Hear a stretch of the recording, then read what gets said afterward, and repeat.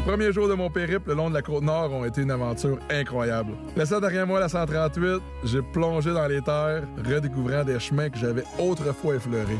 Cette fois-ci, c'est une expédition plus profonde, plus immersive. Ce matin, le cap est mis sur Chute aux Outardes. J'ai un rendez-vous avec l'organisateur d'un festival de moto. Ces événements sont l'âme même de la passion de la moto. L'opportunité de rencontrer des esprits avides d'aventure, de partager des récits passionnants et de plonger dans une atmosphère où la passion pour la route nous relie tous. Ce périple déjà riche en découvertes s'annonce comme une véritable odyssée. Une invitation à explorer non seulement les paysages majestueux, mais aussi à plonger au cœur de la communauté des motards, où chaque rencontre est une nouvelle histoire à raconter.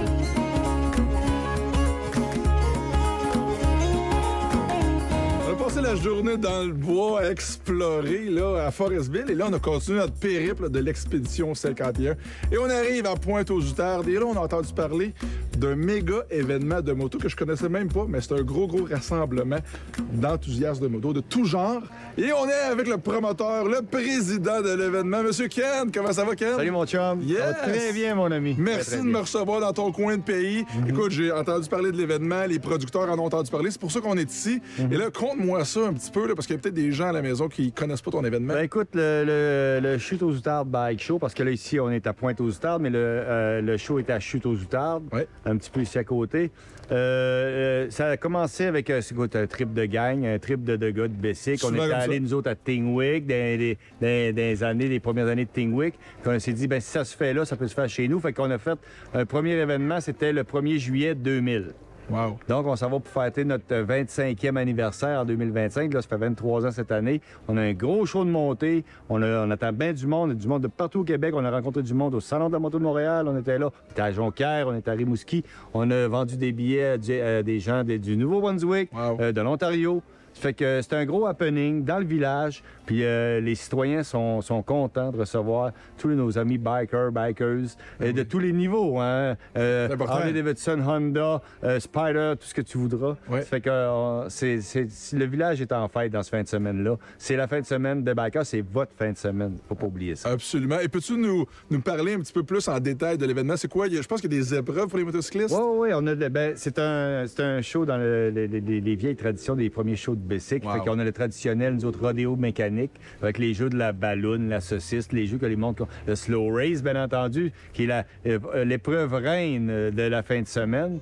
Ensuite de ça, on a l'exposition de Bessic toute la fin de semaine. Des shows de boucan, il y a de la boucane. Puis le spectacle de musique. T'sais, nous autres, on fait du rock. C'est notre job. On fait du rock. Et toute la fin de semaine, on a on a 3 jours de band qui se succèdent. Jeudi, vendredi, samedi, toute la journée. On a mon ami Mike Wallet qui va venir faire des acrobaties le vendredi. Ça, c'est le vendredi. Fait qu'on a une grosse fin de semaine, vraiment, de biker, de triper de Bessic. Ouais. Puis t'es pas obligé d'avoir un bike pour triper Bessic. Fait que tu sais, tu peux venir pour les festivals, pour les spectacles. Puis tu peux venir aussi parce que c'est des belles machines. On a la chance d'avoir cette année, nous autres que Fito, le Fito Airbrush. Fito, c'est une sommité dans le monde du airbrush qui va venir faire du body painting dans la fin de semaine. Fait que tu sais, on a pour tous les goûts. Oui. C'est impossible de ne pas trouver ton compte que tu aies un Bessic ou pas au Chute aux Outardes Bike Show cette année. Puis les années futures. Ken, on est présentement chez ton ami Andy, qui est sa shop qui est juste ici, avec des motos assez exceptionnelles, des vieilles Harley Davidson 1960, je crois. Écoute, ça joue là-dedans. Oui. C'est là qu'on voit l'institution Harley Davidson, de où ça part. C'est vraiment les débuts, ça là. Puis, tu sais, quand on parle de Sturgis, de ces choses-là, c'est vraiment... Harley Davidson, c'est une institution pour moi. Oui. C'est une institution, c'est un incontournable. Non. On peut pas passer à côté qu'on aime ou on n'aime pas. Harley Davidson est là pour rester et il va perdurer dans le temps. Écoute, le début de l'aventure qu'on voit là ici, Harley Davidson, jusqu'à aujourd'hui.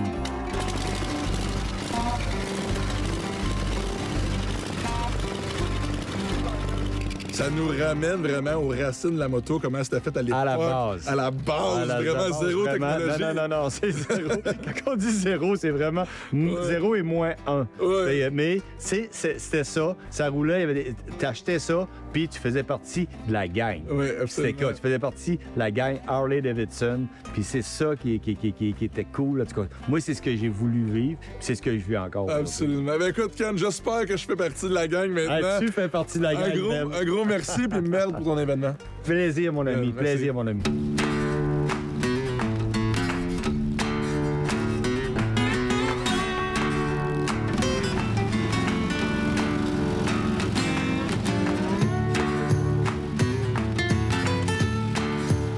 Ça nous ramène vraiment aux racines de la moto, toute l'influence d'Harley-Davidson.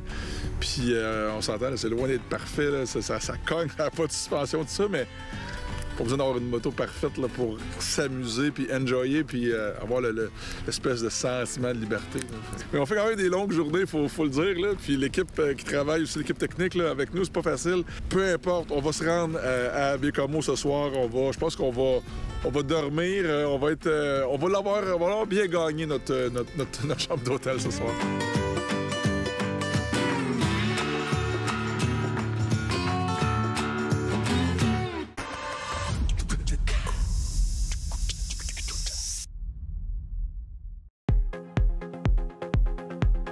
Parlons des enjeux d'être un motocycliste. Un des enjeux quand on roule, ça peut être la pluie. Oui. Pour ceux qui font de la moto de style un petit peu plus custom, qui ont les petits casques là, ouverts, là, un des enjeux, évidemment, ça peut être la roche, les mouches, les trucs comme ça, ou la pluie, évidemment. Ben, j'ai quelque chose pour toi. Oui? Oui, c'est un masque. Comme ça ici. Donc, ça empêche les petits picotements de pluie, Oui. les bestioles aussi, puis surtout les roches. Oui, absolument. Donc, ça peut être finalement une option, une alternative à ceux qui veulent garder le style, le fameux style costume avec la bolle sur la tête sans avoir l'espèce de gros full face. Oui. Parlons maintenant de ceux, justement, qui ont la fameuse visière. Un des problèmes, ça peut être la buée. Oui, surtout la buée, puis aussi la pluie quand même. Donc, j'ai deux produits ici. OK. Tu tiens dans tes mains un anti-buée puis un perlant. Oui. Donc, le perlant, c'est comme une cire qu'on met à l'extérieur de la visière pour empêcher que l'eau colle sur la visière. Un peu comme sur les pare-brises de voiture, là, le même genre de produit. Là, Exactement. Puis l'anti-buée, c'est vraiment pour empêcher que la visière embue.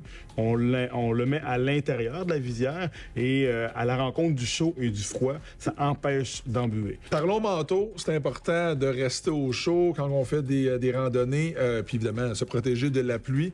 Et ici, on a un super bon produit. Oui, c'est d'après moi le meilleur produit sur le marché en ce moment. Donc l'habit de pluie Scott qui est fait en nylon à l'intérieur, donc impossible de suer dans cet habit de pluie-là et 100% imperméable. Ouais, je l'ai personnellement, ce manteau-là, et c'est un manteau qui est très, très populaire. Je le vois souvent sur les routes, il se fait en différentes couleurs, dont un jaune très, très flash aussi. Ben Juno, un grand merci de nous faire connaître ces produits-là. On est présentement chez ADM Saint-Hyacinthe, il faut le dire. Mais là, dans une prochaine chronique, on s'en va du côté de Québec, à votre succursale de Québec, rencontrer un certain Zachary. Ah, il connaît son stock aussi, là. Bon, on va aller le voir dans une prochaine chronique, parler encore de pièces et d'accessoires. Ils sont partout, ADM, ils sont partout. Partout. Merci.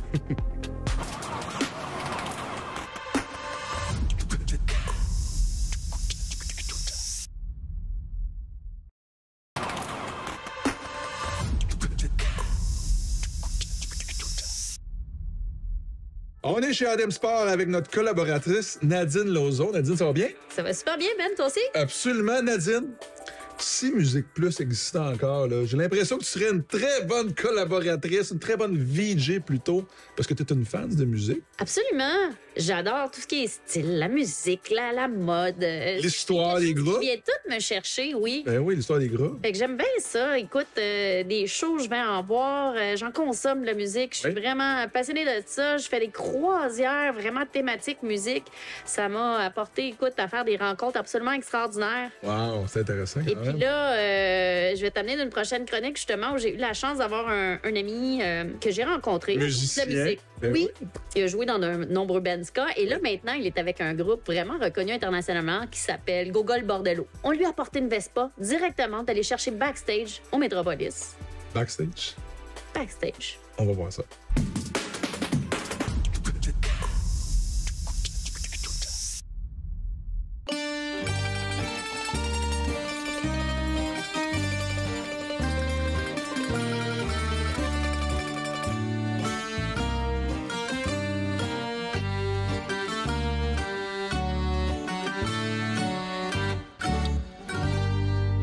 Jean-François. Moi, premièrement, je veux te dire merci de nous accueillir chez toi aujourd'hui. C'est quoi ton parcours? Comment on se retrouve propriétaire d'un concessionnaire de la famille Piaget comme ça? Ben, j'ai toujours été dans la moto. Ça fait 30 ans que je suis dans la moto. J'avais ma petite shop à moi. Puis en 2014, ben, les Berthiaume, la famille Berthiaume m'a appelé. Puis ils m'ont offert de reprendre la place ici avec Vespa, Piaggio et Honda. C'est pour ça que je suis là. Donc, on se retrouve ici à Montréal. Puis moi, Vespa, pour moi, c'est le véhicule urbain par excellence. Ben écoute, la Vespa, dans la famille Vespa, il y a 2 châssis. OK? Il y a le petit et le gros, tout simplement. Le petit va servir à faire les modèles 50cc qu'on voit beaucoup à Montréal parce que la réglementation est faite ainsi. Avec un permis de conduire automobile, on peut conduire une 50cc, fait que c'est plus donné à tout le monde. Mais il y a aussi la 150 en Amérique et la 300cc qui, elle, est faite sur le gros châssis. Puis elle on peut... L'autoroute, il n'y a pas de limite avec la 300. Là. On peut faire de l'autoroute. Ça reste un véhicule urbain parce que plus court, plus petit, mais vraiment maniable. Alors, puis c'est puissant. Là. Quand on parle d'un 300cc monocylindre dans un truc qui est court et léger comme ça, ben on se faufile, on passe partout, puis on est le king à Montréal. C'est vraiment... Ce que j'aime beaucoup de la Vespa, on va se le dire, moi, je m'en étais procuré une, puis je l'ai revendue 2 ans plus tard au même prix que je l'avais payé. Il n'y a pas de dépréciation qui vient avec une Vespa. C'est de la qualité, là. Exactement. C'est vraiment fait solide avec la suspension, le châssis qui est monocoque. Hein? C'est ça, une Vespa. C'est ça qui différencie tout.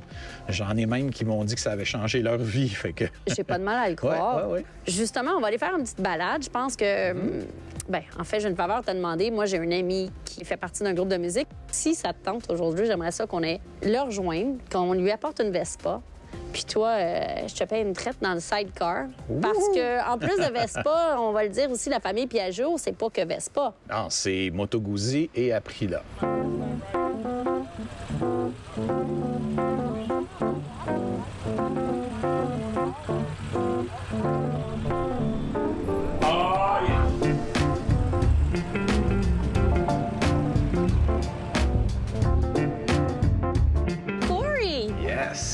I hope you had a good time today. I don't think you could tell. I wasn't smiling the whole entire time we were riding. Down the road, by my Unfortunately, it went by like that, but I mean, you are playing here tonight at Metropolis right behind us. I'm trying to figure out a way that we can cancel the show and we could just keep riding, because this is the most fun I've had on tour in years. Oh, well, thank you for accepting to be shooting with us today. Tell me again, what year is your Vespa? So I have a 78, and so I stripped it down, painted it myself, and put it all back together. Runs great. It's still old, though, so it's a Vespa, so it has its moments. But, I mean, I'm like you. I love vintage stuff, but there's something sweet about, technology and... Yeah, I'm definitely, a classic, not plastic guy, you know? I like vintage Vespas. I've had, a bunch of different, years and makes and models, but I've also dabbled a little bit in street bikes. I was a big dirt bike guy in my, 20 years ago. So I just like 2 wheels, And then today you got me doing this 3-wheel thing. I've never been in a sidecar before. That was another adventure. So much fun. I know you're super busy, guys, so I really appreciate you taking the time to spend some time riding with us today. My pleasure. This has been, absolutely my pleasure. This was so much fun, and, yeah, I want to thank you, and thanks to the crew and everybody, and JF for letting me ride that brand new Vespa, and man, what a time. On a un accès privilégié aux tests de son de Google Bordello qui sont en prestation ici au MTELUS ce soir. Venez-vous-en, on va les voir.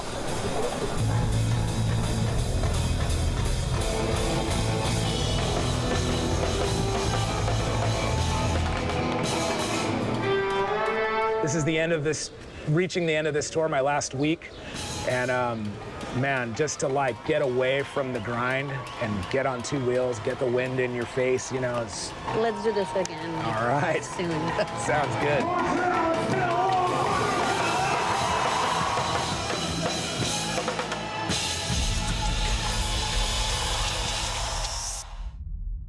On est avec Alain Girard de Intact Assurance. Alain, merci d'être là aujourd'hui avec nous. Avec plaisir, Ben.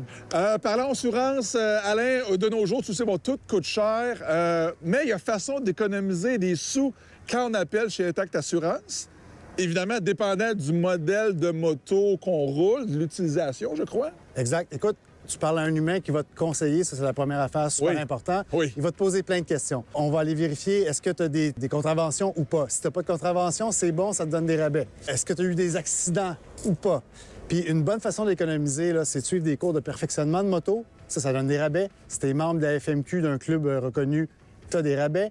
Si tu concentres tes assurances à la même place, donc habitation et tes véhicules automobiles, tu as des rabais également. Puis si tu as plusieurs véhicules, tu as des rabais. Oui. Donc, c'est sûr qu'il y a des façons d'économiser. Les gens vont te poser des questions, les représentants, et puis tu vas être bien assuré. Donc, évidemment, c'est toutes des petites choses qui vont un peu dicter le prix qu'on va avoir, bon, la soumission, etc. Donc, c'est important, la gang. Et tu parles de formation, ça vient me rejoindre, évidemment, parce que j'en donne des formations moto en route, mais je ne savais pas que ça peut jouer, justement, sur le prix de notre assurance, de faire des... Et là, je parle pas de faire un cours de moto, un cours de conduite, c'est pas ça. C'est un cours de rafraîchissement, comment je pourrais dire Perfectionnement. Ça? Perfectionnement. Tout à fait. Donc, tu maîtrises mieux ta machine, moins de chances que tu aies des accidents. Donc, par exemple, un pilote de moto, ça fait 10 ans qu'il fait de la moto, il pourrait prendre un cours pour rafraîchir ses connaissances, par exemple, et ça viendrait justement, ça viendrait faire en sorte qu'il sauverait quelques dollars, j'imagine, sur sa prochaine assurance. Tout à fait. Puis au Québec, tu sais, 6 mois par année, on touche pas à notre moto. Fait qu'au printemps, là, il n'y a rien de mieux qu'un cours de formation, perfectionnement pour maîtriser sa moto, parce qu'après 6 mois, on a perdu nos repères. En plus, au printemps, il y a de la gravelle, il y a du sable. Il faut s'habituer, il faut adapter sa conduite là, pour être plus sécuritaire. Donc, Alain, on peut résumer en disant, allez sur le site web d'Intact Assurance, tout simplement, tout est là, les numéros de téléphone, etc. Exactement. Donc, tu vas être bien assuré, tu vas parler à quelqu'un qui va te conseiller. Absolument. Merci, Alain. Merci beaucoup.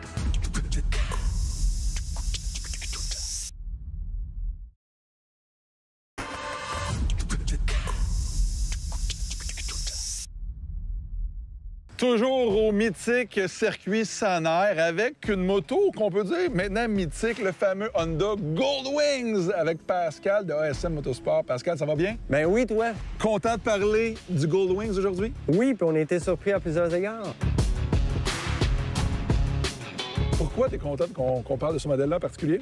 Ben, les gens vont dire ça fait quoi sa piste, cette affaire-là? Mais comme on dit tout le temps, la piste, meilleure place pour tester les châssis et tout. Puis dès que tu as commencé à faire rouler les roues, c'est tellement bien balancé. On peut pratiquement rouler à la vitesse de marche et tenir son équilibre avec un passager. Puis ça a déjà été bon chez Honda, mais je dirais que dans cette dernière génération, c'est carrément un exploit. La suspension avant, pour les gens qui connaissent pas trop ça, imaginez qu'il n'y a pas de fourche après ça. C'est un double A. Elle va jamais lâcher ou perdre de l'adhérence. Tu sens jamais une perte d'adhérence ou quelque chose qui se débalance dans la suspension. Ça me surprend pour une moto pesante comme ça, à quel point qu'elle est sécuritaire et quand même facile à emmener puis comment qu'elle pardonne. On est loin des anciens modèles de Goldwing qu'on a, là, qu'on pense. Là, mon oncle conduisait ça. On est loin de ça. Moi, personnellement, je trouve qu'elle est très, très belle. Ton sur ton, noir, très, très peu de chrome. Honda, il a travaillé fort là-dessus dans les dernières années pour renouveler sa clientèle, j'imagine, c'est normal. Les plus jeunes, ils n'étaient pas tentés par les anciennes Goldwing. Mais là, qu'est-ce qu'ils ont fait? C'est qu'ils ont vraiment donné un style bagger en conservant, puis ça, c'est quelque chose de difficile, en conservant toute son efficacité aérodynamique, c'est-à-dire la protection du vent. Écoute, on roule sans la pluie avec cette moto-là, puis tant que tu n'as pas arrêté, tu te fais pas mouiller. Là. On a le look et le confort. Exactement, le confort. Tu peux pas avoir les jambes plus à l'abri que ça. Tu peux rouler tard en automne. Puis ça, ben, je pense que ça vient chercher la nouvelle clientèle. Oui, automatiquement, exactement. Vraiment, le look et le comportement. Et là, parlons moteur, parce que là, on a une bête aussi, le côté motorisation. C'est quoi, c'est 6 cylindres? C'est ça qui est surprenant dans une moto qui est supposée d'être 100 % confortable, d'avoir quand même de la sonorité. Il y a même des motos plus sportives qui sonnent moins que ça. On a un beau son feutré, c'est pas fatigant. Puis dès qu'on arrive à une certaine vitesse, il nous achale pas. Fait qu'en ville, on a un feeling bagger avec un beau son qui ronronne. Puis quand on se met à rouler sur l'autoroute, ben il nous achale plus. Puis ça devient le confort pour faire des 300-400 km sans s'arrêter. Oui, vraiment. Cruise control là-dessus, évidemment.